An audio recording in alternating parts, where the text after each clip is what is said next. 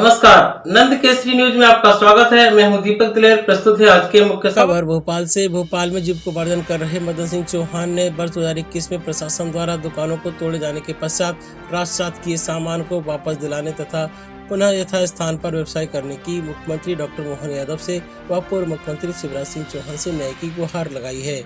खबर विस्तार से। दरअसल बुधनी विधानसभा निवासी मदन सिंह चौहान जीविकोपार्जन करने तथा अपने परिवार का भरण पोषण करने वास्ते भोपाल आ गए थे और यहाँ के सोनागिरी चौराहे के नजदीक स्थित कर्मचारी राज बीमा के सम्मुख खाली पड़ी जमीन पर स्वल्पार इत्यादि का व्यवसाय करने लगे।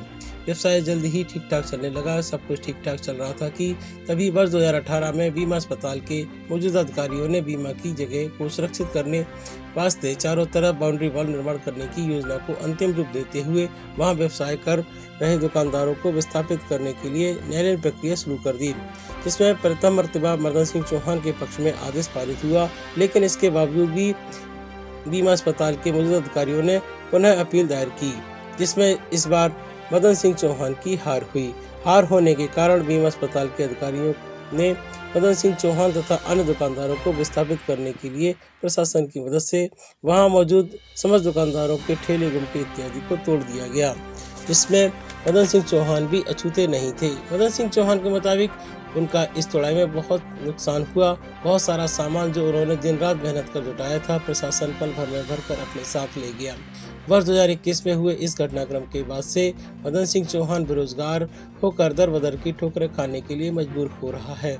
मदन सिंह चौहान ने अपनी पीड़ा व तकलीफ हमारे चैनल से प्रशासन की कार्रवाई पर कई सवाल खड़े करने के साथ साथ प्रदेश के मुखिया मुख्यमंत्री डॉक्टर मोहन यादव को सुनाते हुए न्याय की गुहार लगाई है।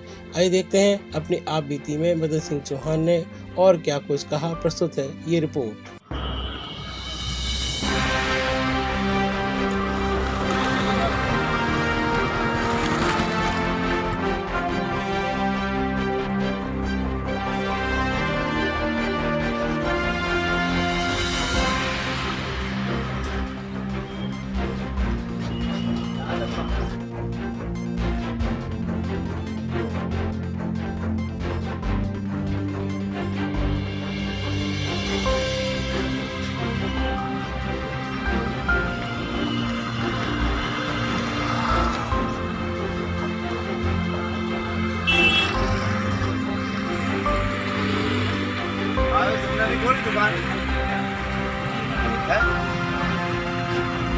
बताएं पहले पूरा परिचय। मेरा नाम मदन सिंह चौहान है और कहाँ रहते हैं आप?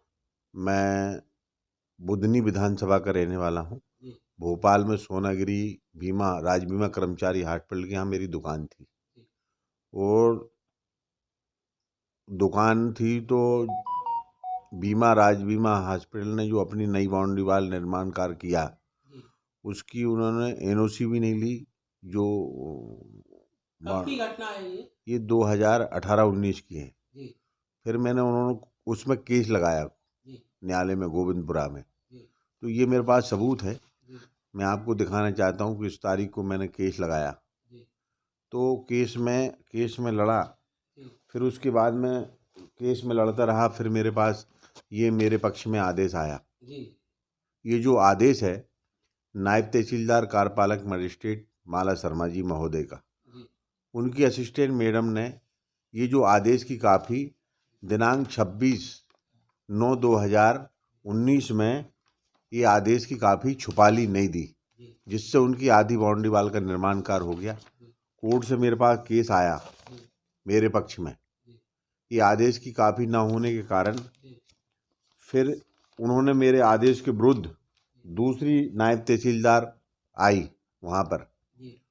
तो उन्होंने जिस आदेश के विरुद्ध आदेश निकालना ही नहीं था, उन्होंने आदेश निकाल दिया कि मदन सिंह चौहान मध्य प्रदेश शासन के विरुद्ध है, इसीलिए उन्होंने मुझे हटाने के लिए 17/5/2021 को उन्होंने नोटिस निकाला।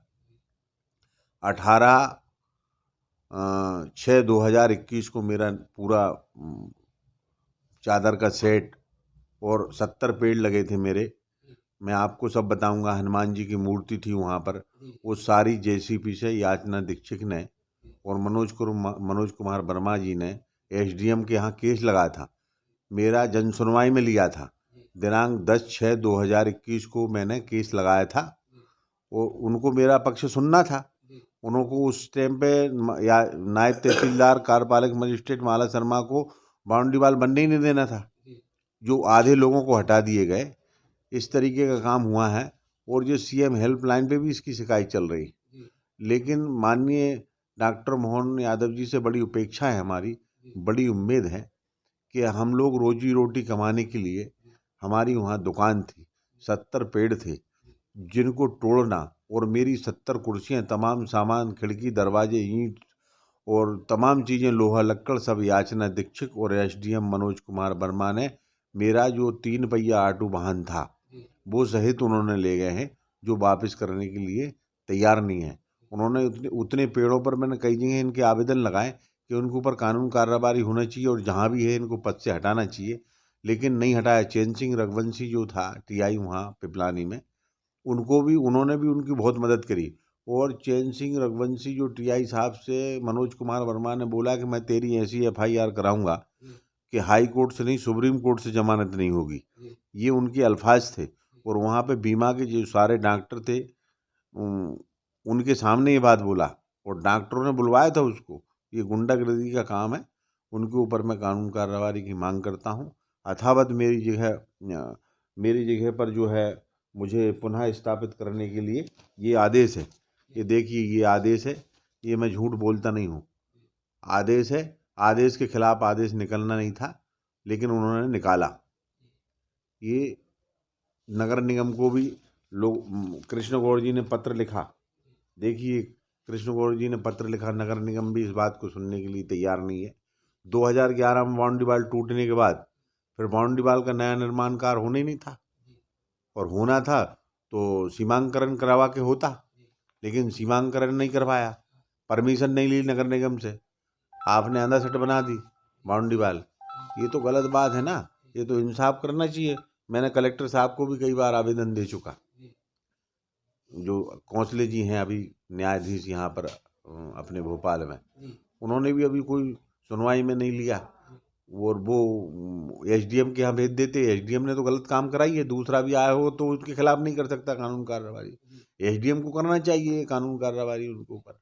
और मेरी जगह पर मेरा सामान और मेरी जगह मुझे वापस दिलाई जाए, जिससे मैं रोजगार करूं। और इतने दिन का खाजनामा और जो मेरी बेइज्जती करी गई है तमाम पुलिस की, सबकी पालनहार है। हम मोहन यादव जी से और डॉक्टर मोहन यादव जी से, मुख्यमंत्री जी से निवेदन है, हमारे पूर्व मुख्यमंत्री शिवराज सिंह चौहान से भी हमारा निवेदन है कि आपके ओएसडी ने राजेश श्रीवास्तव ने पत्र लिखा एसडीएम को पत्र लिखा, उसके बाद भी नहीं सुना उन्होंने। ये देखिए, ये पुनः स्थापित करने के लिए पत्र लिखा गया राजेश मंत्री करण सिंह वर्मा के यहाँ, उसके बाद भी हमारी बात नहीं सुनी जा रही है। इसका क्या मतलब है?